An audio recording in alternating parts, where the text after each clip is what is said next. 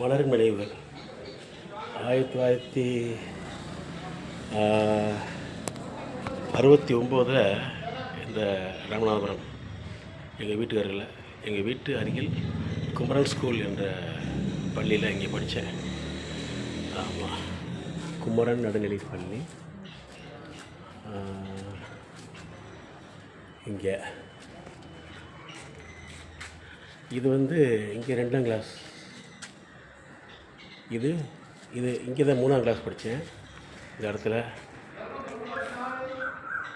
இங்கே 4ஆம் கிளாஸ்.